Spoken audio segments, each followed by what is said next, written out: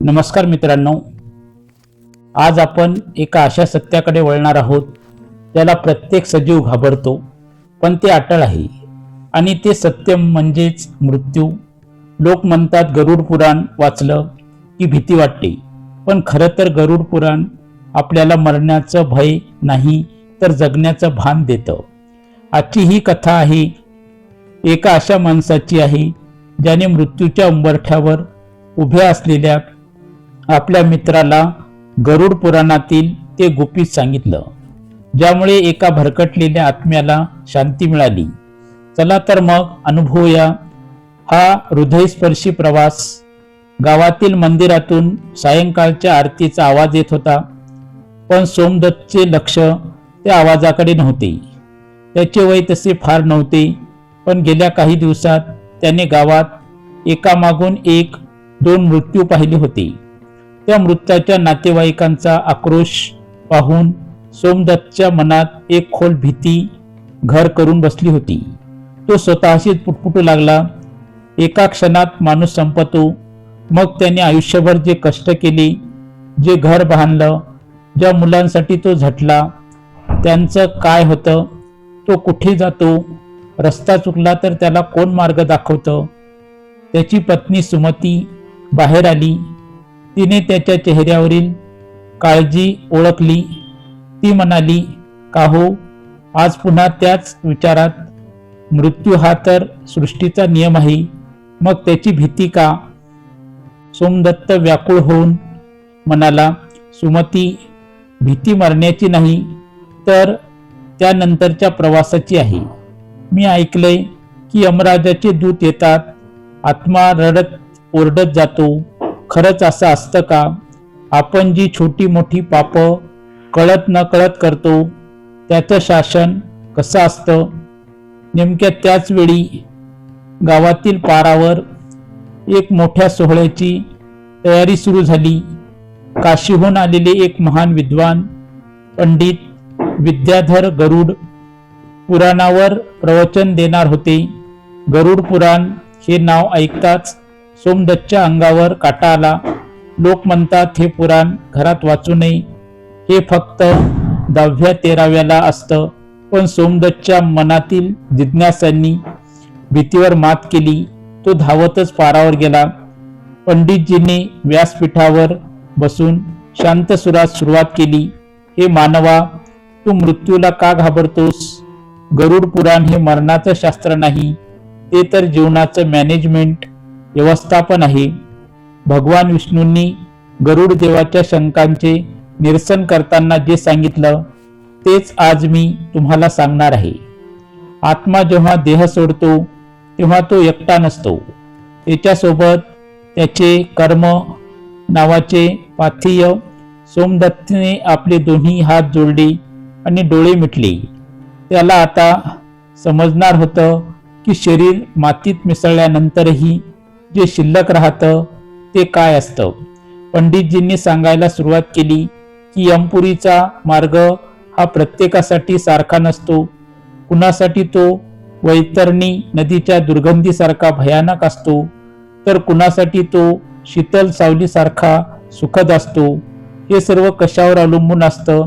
पंडितजीच्या प्रवचनाने सोमदत्तच्या मनात विचाराचे चक्र सुरू केले होते. पण खऱ्या परीक्षेची वेळ अजून यायची होती. सोमदत्तचा बालपणीचा मित्र धर्मा अचानक गंभीर आजारी पडला. धर्मा हा गावातील एक सधन व्यापारी होता. त्याने आयुष्यभर फक्त एकच मंत्र जपला होता, संपत्ती आणि स्वार्थ. त्याने कधी कोणाला उसने पैसे दिले नाही, तर त्यावर अवाढव्य व्याज आकारले. कोणाच्या दुःखात तो कधी सामील झाला नाही आणि दान धर्माला तर तो पैशाचा अपव्यय मानत असे. सोमदत्त जेव्हा धर्माला भेटायला त्याच्या वाड्यावर गेला तेव्हा त्याला धक्काच बसला. धट्टाकट्टा असलेला धर्मा आज अंथरुणाला खिळला होता. त्याचे डोळे खोल गेले होते आणि चेहरा भीतीने काळवंडला होता. धर्माने थरथरत्या हाताने सोमदत्तचा हात धरला आणि म्हणाला, सोमा, मला खूप भीती वाटते रे. रात्री मला विचित्र आवाज ऐकू येतात, जणू कोणीतरी साखळदंड ओढत माझ्याकडे येते. मी इतकी माया जमवली, हे मोठे वाडे बांधले, पण आता मला असं वाटतंय की मी पूर्णपणे एकटा आहे. माझ्यासोबत न्यायला इथे काहीच नाहीये का? सोमदत्तला पंडितजींनी गरुड पुराणात सांगितलेले ते शब्द आठवले. त्याने धर्माचे सांत्वन करत म्हटले, धर्मा, तू घाबरू नकोस. गरुड पुराणात भगवान विष्णू म्हणतात की शेवटच्या क्षणी केलेला पश्चाताप हा देखील गंगेच्या स्नाना इतका पवित्र असतो. तू आयुष्यभर फक्त शरीरासाठी आणि पोटासाठी साठवलंस, पण आत्म्यासाठी काहीच साठवलं नाहीस. सोमदत्तने धर्माला गरुड पुराणातील वैतरणी नदीबद्दल सांगायला सुरुवात केली. ही नदी परलोकाच्या मार्गावर येते. पापी माणसासाठी ही नदी रक्त, पू आणि काट्यांनी भरलेली असते. तिला पार करताना आत्म्याला प्रचंड वेदना होतात. पुण्यवान माणसासाठी, ज्याने आयुष्यात गोदान, गाईचे दान किंवा निस्वार्थ सेवा केली आहे, त्यांच्यासाठी हीच नदी शांत, शीतल आणि पार करायला सोपी होते. धर्मा रडू लागला, सोमा, मी तर कधी कोणाला पाणी सुद्धा पाजलं नाही. मी ती नदी कशी पार करणार? सोमदत्तने त्याला धीर दिला. अजून वेळ गेलेली नाही मित्रा. गरुड पुराण सांगतं की मृत्यूच्या आधी जर माणसाने आपल्या कर्माची कबुली दिली आणि शक्य असेल तितकी मदत गरजूंना केली तर यमराजाचा पाश ढिल्ला होतो. सोमदत्तच्या मार्गदर्शनाखाली धर्माने आपल्या तिजोरीतील काही धन काढले आणि गावातील अनाथ आश्रमाला व आजारी लोकांसाठी औषधांना दिले. त्याने ज्यांच्याकडून जास्तीचे व्याज घेतले होते त्यांना बोलावून त्यांची माफी मागितली आणि त्यांची कर्ज माफ केली. जसजसा धर्मा दान करू लागला तसतसा त्याच्या चेहऱ्यावरचा तो भयानक ताण कमी होऊ लागला. त्याला आता रात्रीचे भयानक आवाज ऐकू येणे बंद झाले होते. त्याला समजले होते की सोने सोबत येणार नाही, पण दुआ, आशीर्वाद नक्कीच सोबत येतील. धर्माच्या डोळ्यात आता भीती नव्हती, तर एक प्रकारची शांती होती. सोमदत्तने त्याला गरुड पुराणातील शेवटचे सत्य सांगितले. शरीर हा केवळ एक वेश आहे जो बदलला जातो, पण आत्म्याचा प्रवास हा त्याच्या कर्माच्या प्रकाशात होतो. धर्माने आपल्या आयुष्यातील शेवटचे काही दिवस पश्चाताप आणि सेवेत घालवले. एके दिवशी पहाटच्या प्रसन्न वेळी जेव्हा मंदिरातून भोपाळीचे स्वर ऐकू येत होते, तेव्हा धर्माने शांतपणे आपला देह सोडला. त्याच्या चेहऱ्यावर भीतीची एकही रेघ नव्हती, उलट एक प्रकारचे समाधान झळकत होते. त्या रात्री सोमदत्त अत्यंत भावुक झाला होता. त्याने पाहिले की ज्या धर्माला मृत्यूचे नाव काढताच घाम फुटायचा, तो आज शांत झोपला होता. त्याच रात्री झोपेत असताना सोमदत्तला एक अद्भुत आणि दिव्य स्वप्न पडले. स्वप्नात सोमदत्तने पाहिले की तो एका विशाल आणि प्रकाशमान प्रदेशात उभा आहे. समोर सोन्यासारख्या पिसांचा एक महाकाय पक्षी उभा होता. ते साक्षात भगवान विष्णूचे वाहन गरुड देव होते. त्यांच्या तेजाने आजूबाजूचा परिसर उजळून निघाला होता. सोमदत्तने नतमस्तक होऊन विचारले, हे गरुड देवा, मानवाच्या मृत्यूचा प्रवास इतका कठीण का असतो? माझ्या मित्राला धर्माला आता पुढे काय भोगावे लागेल? गरुड देवानी स्मित हास्य केले आणि म्हणाले, वत्सा, मृत्यू हा दुःखद नाही, तो तर जुने वस्त्र बदलण्यासारखा आहे. तू पाहिलंस, धर्माने शेवटच्या क्षणी त्याग केला. गरुड पुराणात भगवान विष्णू म्हणतात की जर माणसाने आयुष्यभर चुका केल्या असतील, पण मृत्यूच्या आधी त्याने प्रामाणिकपणे पश्चाताप केला आणि प्रायश्चित्त म्हणून सतकर्म केले तर त्याच्या पापांचा डोंगर विरघळू लागतो. गरुड देवानी सोमदत्तला एक दृश्य दाखवले. त्यांनी दाखवले की धर्माचा आत्मा एका मार्गावरून चालला आहे. तो मार्ग अंधारा होता, पण धर्माने मृत्यूपूर्वी जे अन्नदान केले होते त्या अन्नाचे दाणे त्या मार्गावर फुलासारखे पसरले होते. त्याने जे दीप दान केले होते त्या दिव्याचा प्रकाश त्याला रस्ता दाखवत होता. सोमदत्तने घाबरत विचारले, आणि ती भयानक वैतरणी नदी गरुडदेव उतरले ज्याने जिवंतपणी कोणाला पाणी पाजले नाही किंवा गायीची सेवा केली नाही, त्याला ती नदी रक्ताच्या प्रवासासारखी भासते. पण धर्माने शेवटच्या क्षणी गायीचे दान केले आणि तहानलेल्यासाठी पाण्याचे हौद बांधले. त्यामुळे त्याच्यासाठी ती नदी आता एक संथ वाहणाऱ्या ओढ्यासारखी झाली आहे. त्याने आपल्या कर्माने आपला रस्ता स्वतः सोपा केला आहे. गरुड देवानी सोमदत्तला शेवटचा आणि सर्वात महत्त्वाचा संदेश दिला. सोमदत्त लोकांना वाटतं की गरुड पुराण हे फक्त मेलेल्या माणसासाठी वाचायचं असतं, पण हे चुकीचं आहे. हे पुराण जिवंत माणसासाठी आहे. आई वडिलांची सेवा, जो जिवंतपणी पितरांची सेवा करतो त्याला श्राद्धाची गरज उरत नाही. सत्य आणि दया ही दोन शस्त्रे यमराजाच्या पाशालाही तोडू शकतात. अनासक्ती, जे तुझं नाही त्याचा मोह सोडून दे. सोमदत्तची झोप अचानक उडाली. बाहेर सूर्योदय होत होता. त्याला आता मृत्यूची भीती वाटत नव्हती, तर जगण्याचा एक नवा उत्साह जाणवत होता.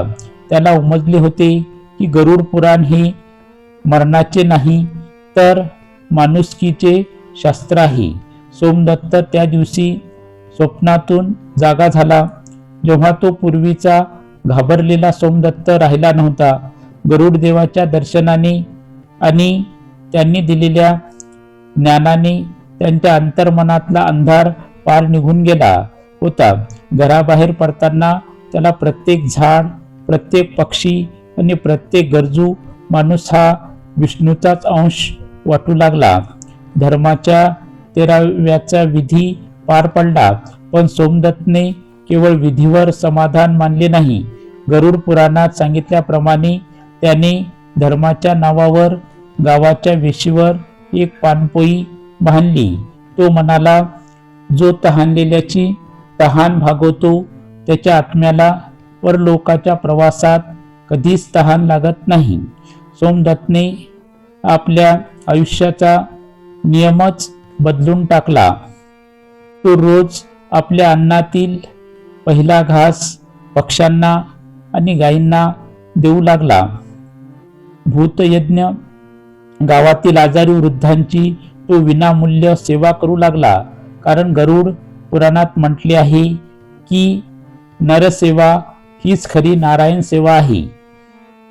त्याने लोकांना सांगायला सुरुवात केली की मृत्यूनंतर पिंडदान करण्यापेक्षा जिवंतपणी आपल्या मातापित्यांना सुखाचा घास भरवणे हे कोटी पटीने श्रेष्ठ आहे. हळूहळू संपूर्ण गावात बदल घडू लागला. ज्या गरुड पुराणाला लोक अशुभ मानून घराबाहेर ठेवायचे, त्यातील जीवनमूल्ये आता लोकांच्या आचरणात येऊ लागली. लोक एकमेकांना फसवणे सोडू लागले, कारण त्यांना समजले होते की यमराजाच्या दरबारात वकील चालत नाही. तिथे फक्त वजाबाकी आणि बेरीज चालते, ती कर्माची. अनेक वर्षानंतर जेव्हा सोमदत्त स्वतः वृद्ध झाला आणि त्याची अंतिम वेळ जवळ आली, तेव्हा त्याच्या चेहऱ्यावर विलक्षण तेज होते. त्याचे नातेवाईक रडू लागले. तेव्हा सोमदत्तने क्षीण स्वरात पण ठामपणे सांगितले, रडू नका. हे तर जुने घर सोडून नव्या घरात जाण्यासारखे आहे. मी माझ्या आयुष्यात गरुड पुराणाची शिदोरी तयार केलेली आहे. मी कोणाचे मन दुखावले नाही, कुणाचे धन हडपले नाही. आता मला यमराजाची भीती वाटत नाही, कारण मी माझ्या कर्माचा दिवा आधीच पेटवून ठेवला आहे. असे म्हणतात की सोमदत्तने जेव्हा प्राण सोडले तेव्हा त्याच्या खोलीत चंदनाचा सुगंध दरवळत होता. त्याने गरुड पुराणातील भीतीला भक्तीमध्ये आणि मृत्यूला सोहळ्यात बदलले होते. तर मंडळी, सोमदत्त आणि धर्माची ही कथा आपल्याला एकच शिकवण देते. मृत्यू अटळ आहे, पण तो भयानक असावा की सुखद हे आज आपल्या हातात आहे. गरुड पुराणाचा खरा अर्थ 10व्या किंवा 13व्या विधीमध्ये नसून तो आपल्या रोजच्या वागण्यात आहे. आपण मंदिरात किती दान देतो यापेक्षा एखाद्या भुकेल्याला पाहून आपल्या मनात किती करुणा जागी होते याला यमराजाच्या दरबारात जास्त महत्त्व आहे. जाता जाता या 3 गोष्टी कायम लक्षात ठेवा. नंबर 1, जिवंतपणीच स्वर्ग निर्माण करा. आई वडिलांच्या चरणी सेवा आणि दुबळ्यांना दिलेला आधार हाच तुमचा परलोकाचा खरा पासपोर्ट आहे. नंबर 2, साठवण्यापेक्षा वाटण्यावर भर द्या. मृत्यूच्या वेळी तुमची बँक बॅलन्स इथेच राहील, पण तुम्ही दिलेली मदत तुमच्या सोबत प्रकाशाच्या रूपात चालेल. नंबर 3, पश्चातापाचे मोल. जर आजवर चुका झालेल्या असतील तर त्या मान्य करा आणि आजपासूनच एक नव्या शुद्ध आयुष्याची सुरुवात करा. लक्षात ठेवा, माणूस जन्माला येतो तेव्हा तो रडत असतो आणि जग हसत असतं, पण जाताना असं कार्य करून जा की जग रडलं पाहिजे आणि तुम्ही मात्र हसत हसत त्या दिव्य प्रवासाला निघाले पाहिजे. गरुड पुराणातील ही ज्ञानगंगा केवळ कानापर्यंत न ठेवता ती काळजात उतरवूया. हीच त्या परमेश्वराची खरी भक्ती ठरेल. ही कथा तुम्हाला आवडली असेल तर व्हिडिओला लाईक करा, चॅनलला सबस्क्राईब करा आणि ही कथा त्या व्यक्तीपर्यंत नक्की शेअर करा, पोहोचवा जिला आयुष्यात आधारांची गरज आहे. तुम्हाला ही कथा कशी वाटली ते कमेंटमध्ये जरूर लिहा. तर पुन्हा भेटूया अशाच नवीन कथेसह. धन्यवाद. नमस्कार. जय हिंद, जय महाराष्ट्र, जय भारत.